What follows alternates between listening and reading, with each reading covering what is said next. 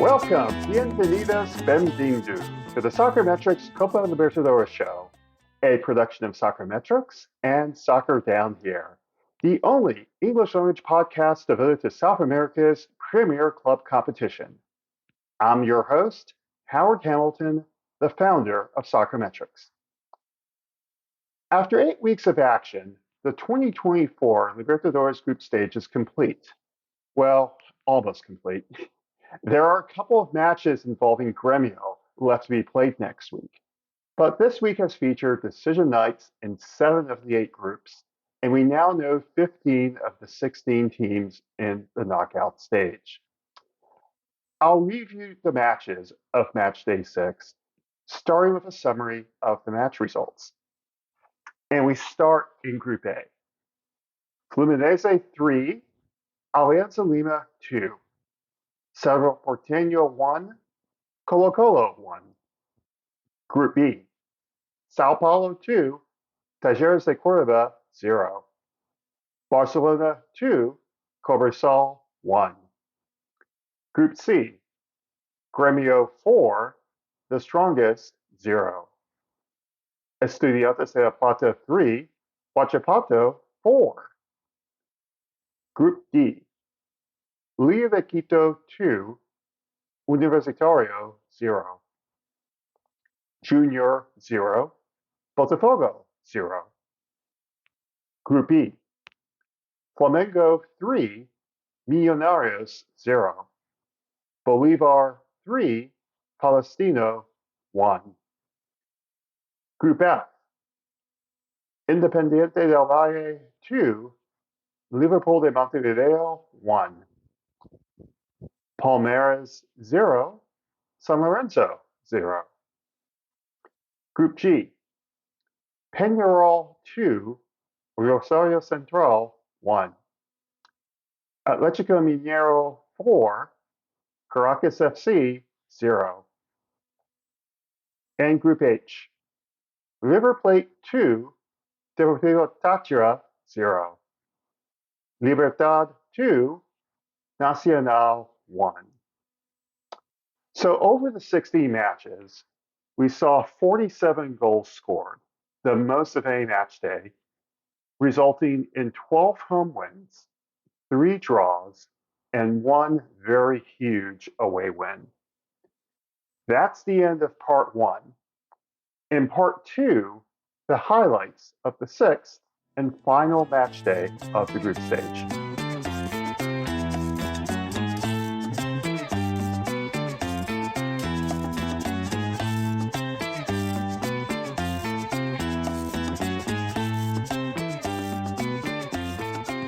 Part 2 of the Soccermetrics Copa Libertadores Show, a production of Soccermetrics and Soccer Down Here. You know the scores. Now let's run through the Matchday 6 highlights of each group. In Group A, we already knew that Fluminense were locked into first place. But second, third, and fourth places fluctuated repeatedly over the 90 minutes. Fluminense ultimately defeated Alianza Lima 3-2, but the match didn't start that way. Alianza Lima took the lead early, and on that lead, they were in second place in the group. But over a 5-minute interval in the second half, Fluminense equalized, Alianza retook the lead, and then Fluminense equalized again through Marcelo. That last goal meant that Alianza Lima needed to retake the lead in order to have any chance of advancing to the knockout stage of Libertadores. John Kennedy ultimately put Fluminense in the lead with 10 minutes to go. And then the last 10 minutes saw Alianza in a frantic effort to score twice. The closest that they came to even equalizing was a header off a corner that was comfortably saved by the Fluminense keeper. So in the end, Alianza went down 3-2 and finished bottom of the group. The other match saw Cerro Porteño tie 1-1 with Colo-Colo. Carlos Palacios scored on a penalty for El Cacique, which turned out to be an important goal because it was the away goal that Colo-Colo were looking for, and it gave them the upper hand in the tiebreaker. That meant that Cerro Porteño had to win the match. They achieved an equalizer through Carrizo in the 35th minute, but Colo-Colo parked the bus in the last 30 minutes. Alan Benitez was sent off near the end of stoppage time, so yet another red card for the team. But the final result meant that Colo-Colo advanced to the knockout stage on away goals. These two teams were tied on points, on goals, on goal difference, and goals scored. And that Carlos Palacios penalty was the critical penalty, not just in the match, but over the course of the group stage. In Group B, the situation was a lot more straightforward. We already knew who the top two teams were in the group, and we already knew who the bottom two teams would be. Sao Paulo defeated Talleres de Córdoba 2-0 in the Group B decider. It was a match in which Talleres had initial chances, but no clear chances. Sao Paulo would take the lead through a penalty by Mora, which turned out to be the deciding goal. And Sao Paulo were much closer to the second goal than Talleres were to an equalizer. And Sao Paulo ultimately got the deciding goal in stoppage time. In the other match, Barcelona defeated Chile's Cobresal 2-1. Two quick goals in the first half decide the contest. Diego Coelho pulled one back for Cobresal, but they never looked like getting another goal. So Barcelona finished in third place in the group. Cobresal will exit continental competition in fourth place.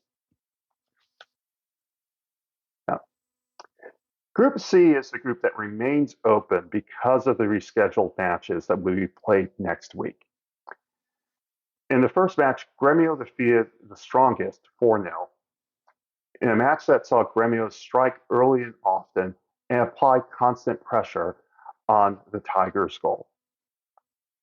The first goal came early, remained 1-0 at the half, and Gremio broke the game open by the 65th minute, scoring 2 goals in quick succession, and then scored the 4th goal late.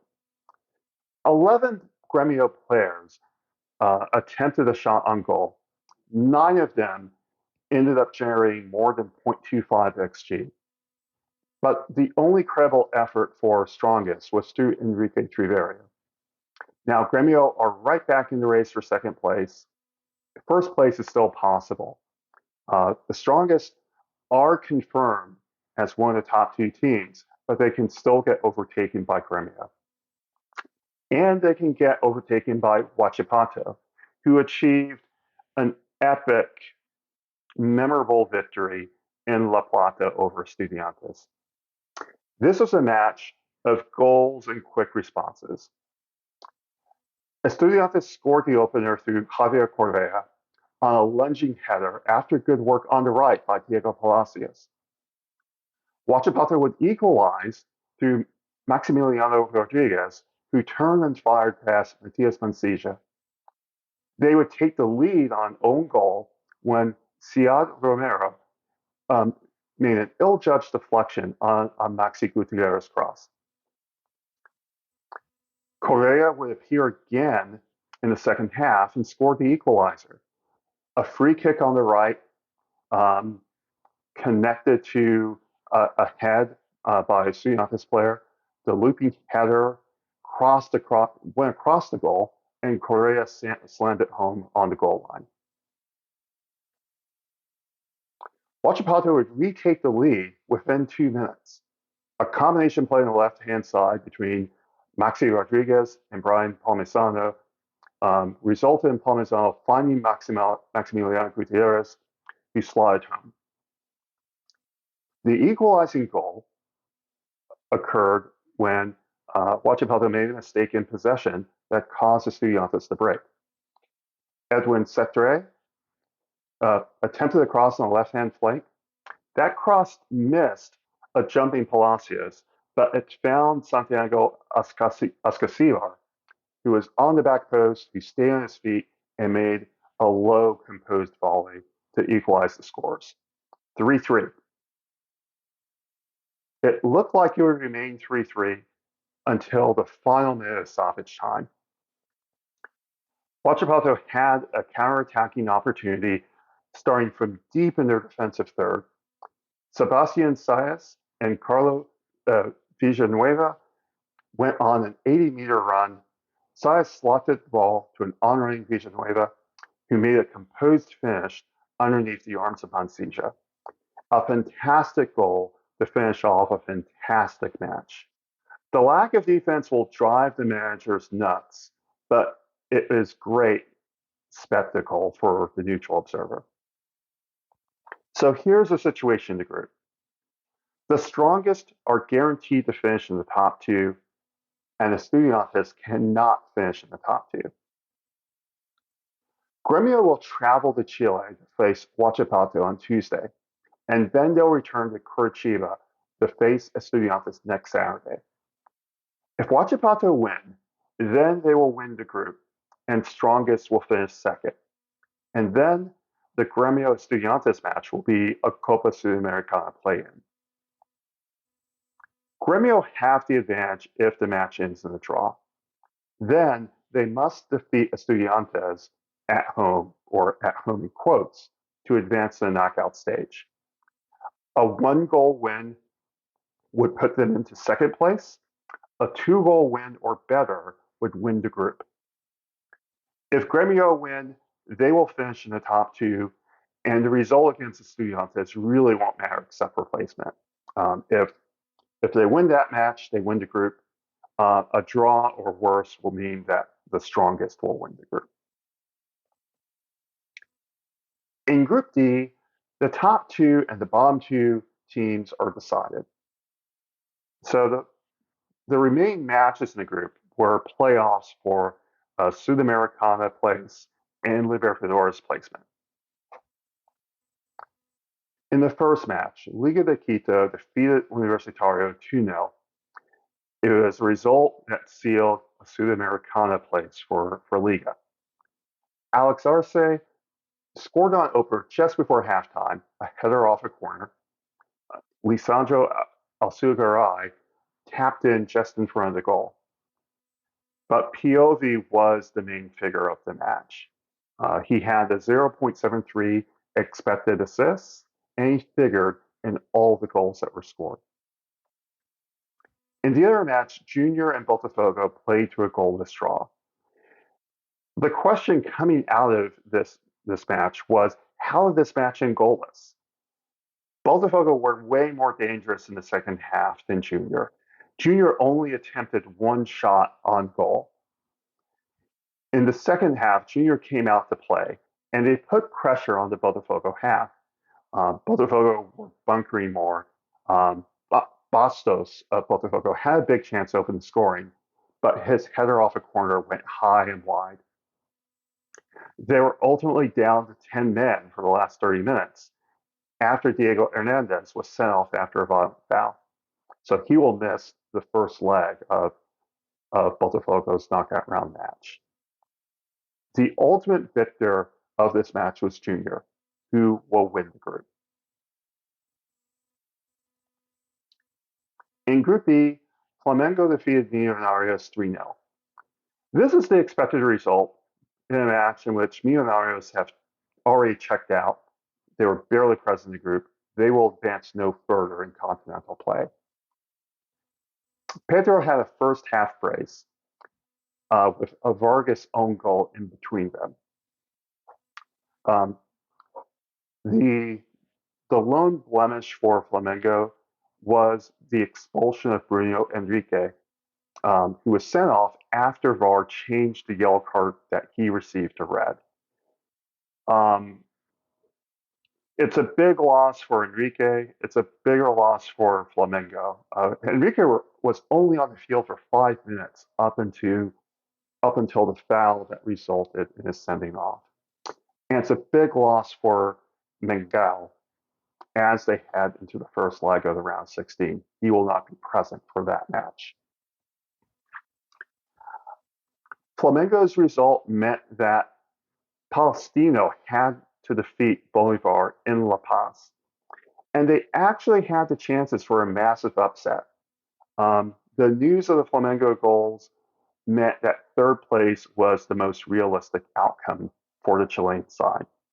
And they were ultimately undone by two own goals that gave Bolivar a 2-0 lead. Felipe Chamorro pulled one back for the Arabs, but Francisco da Costa scored the clincher for Club Bolivar. He was the best on the field, and he has been one of the best players in the group stage. In Group F, Independiente del Valle said goodbye to Libertadores competition by defeating Liverpool de Montevideo 2-1.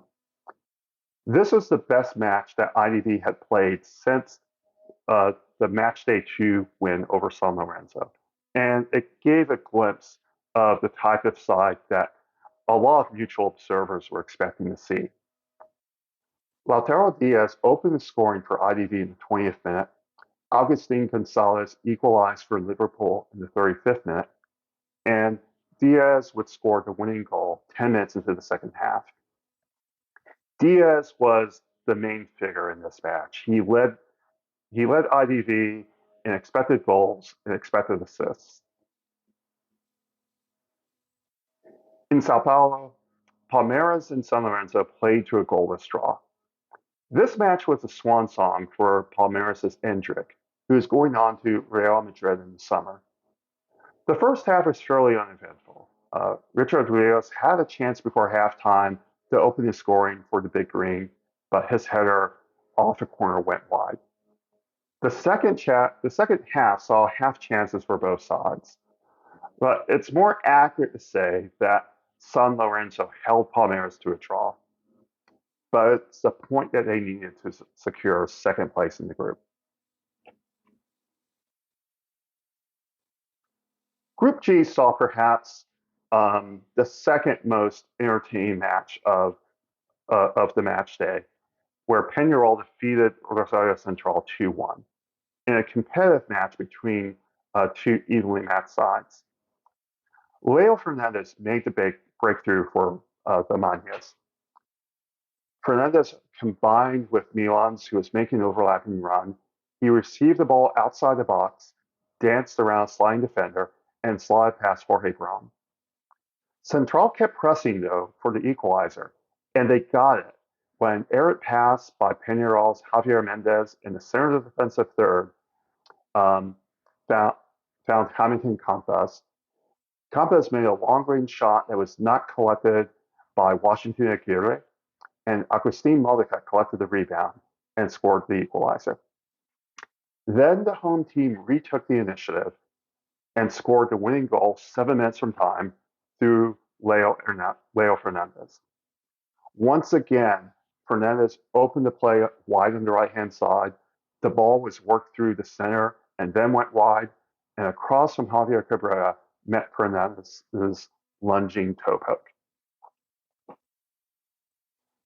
The other match saw Atletico Mineiro defeat Caracas FC 4-0. There was basically one team on the field, and I really hope no one placed any bets on this match. It wasn't helped that Caracas were down to 10 men by the 10th minute when Vilker Fariñas was sent off for denial of the goal-scoring opportunity. The opposing goal was bombarded, and I think that would have been the case even if Caracas were playing with a full complement of players. It did take 30 minutes for Atletico to find the opener through Pedrinho. The goals didn't come at a regular interval for Atletico, but they did arrive. Caracas only achieved 2 credible shots toward goal. The dominant player by a wide margin was Pedrinho. He scored 2 goals. He assisted on another goal. He had 1.73 expected assists. Even SofaScore gave him a perfect 10 rating. Hulk was also a strong contributor. His expected goal contributions were around 2.8, and he would score the stoppage time goal that would seal the 4-0 victory. Now, following Group H, River Plate defeated Deportivo Táchira 2-0. Once again, there was only one team on the field. And what I mean there was only one team on the field, Táchira achieved no shots at all in this match. They had a 0.0 expected goals metric. Yet, it was still goalless at the half. So you can cue the jokes about River not being able to find the goal, even if they were the only team on the field. Miguel Borja did score the breakthrough goal for River 5 minutes into the second half. Táchira were ultimately reduced to 10 men when Jean Gutierrez was sent off, again for denial of the goal scoring opportunity. And Borja would score the clincher in the last 5 minutes. Colivio and Echeverri were strong contributors for River. They each generated more than 0.5 expected goals. Solari was the best player on the field. He generated 0.6 expected assists. This team is a talented side, River Plate. They can be a contender for Copa Libertadores. They can create. The big question is, can they execute? And more critically, can they execute against more competitive sides in later stages of the competition? The final match of the group, almost the final match of the group stage, was Libertad's 2-1 victory over Nacional. The result was irrelevant because both teams were locked into where they were. Nacional were guaranteed second place in the group. Libertad were guaranteed third place. It was an entertaining match, though. Franco Romero took the lead for the visiting Uruguayan side before Oscar Cardoso scored the equalizer, and then Alejandro Silva scored the winner for the local Paraguayans. So that's the end of match day 6 of the group stage. And we now have final tables for 7 of the 8 groups, and they are as follows. In Group A, Fluminense finished top of the group with 14 points. Colo-Colo and Cerro Porteño finished with 6 points, a -1 goal differential, and 4 goals scored. But that away goal by Colo-Colo in the final match gives them the away goal tiebreaker, and they will advance to the knockout stage of the Libertadores. Cerro Porteño will have to settle for the knockout playoff in the Sudamericana. And Alianza Lima finished 4th and last with 4 points. In Group B, Sao Paulo and Talleres in the group with 13 points. But Sao Paulo win the group thanks to a +7 goal differential. Barcelona finished 3rd with 6 points. They will go to the Copa Sudamericana. And Cobresal bring up the rear with 1 point. In Group C, we still have 2 matches to be played. The strongest are the only team who have completed their 6 matches with 10 points. They will finish in the top 2. Huachipato have played 5 and have 8 points. Gremio are 3rd with 6 points, but with those 2 matches in hand. Estudiantes de La Plata are out of Libertadores contention with 4 points from 5 matches. Estudiantes and Huachipato will play Gremio next week. In Group D, Junior Barranquilla win the group with 10 points and a +3 goal differential, surpassing Botafogo, who finished with 10 points and a +1 goal differential. Liga de Quito finished in 3rd position on 7 points, while Universitario exit South American competition with 5 points. In Group E, Bolivar topped the group with 13 points. Flamengo will join them in the knockout stage, finishing on 10 points. Palestino finished with 7 points and will enter the knockout playoff of the Sudamericana. And Millonarios exit the competition without a win and with a total of 3 points. In Group F, Palmeiras finished 1st with 14 points. San Lorenzo with 8 points edge out Independiente del Valle for the second knockout spot. IBV will have to sell for Sudamericana on 7 points.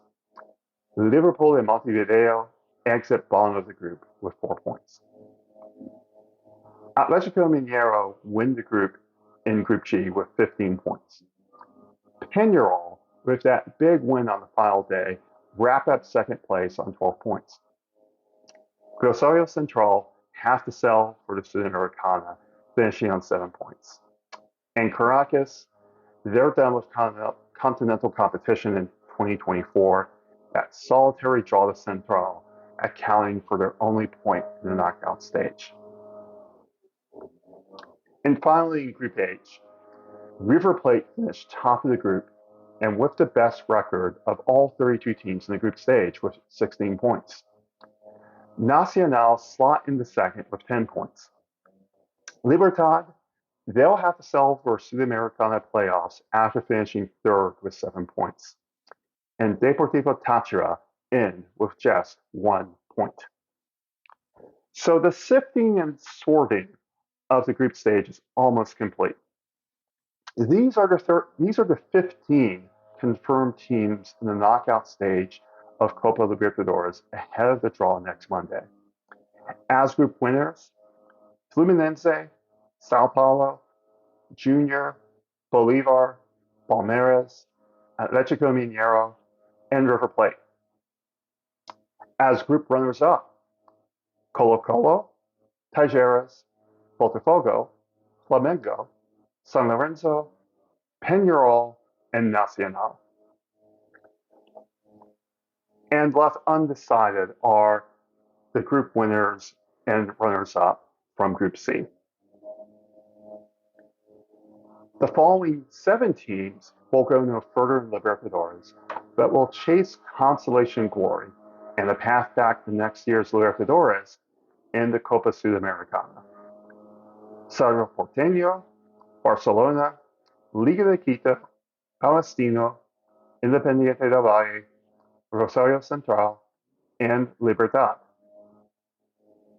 And finally, these 7 sides are out of continental competition for 2024. Alianza Lima, Cobresal, Universitario, Millonarios, Liverpool de Montevideo, Caracas FC, and Deportivo Táchira. Now, as a reminder, you can find XG maps and flowcharts for every Libertadores match on Soccermetrics' X feed. Match day is supplied by Data Factory Latin America. If you want to follow me and send a comment or question, my X handle is @Soccermetrics. You can also send questions or comments to @SoccerDownHere or to Jason Longshore @Longshoe. We will answer your questions about the tournament in a future episode, and we do appreciate your comments as we strive to make this show better. The draw for the knockout stage of the Copa Libertadores will be on Monday, June 3rd. The first of Gremio's rescheduled matches will be on Tuesday the 4th, that huge match in Chile against Huachipato. I'll have an episode Tuesday night to summarize that match and take a deep dive into the Libertadores knockout bracket. This has been the Soccermetrics Copa Libertadores Show, a production of Soccermetrics and Soccer Down Here. See you later. Hasta luego. E hasta más.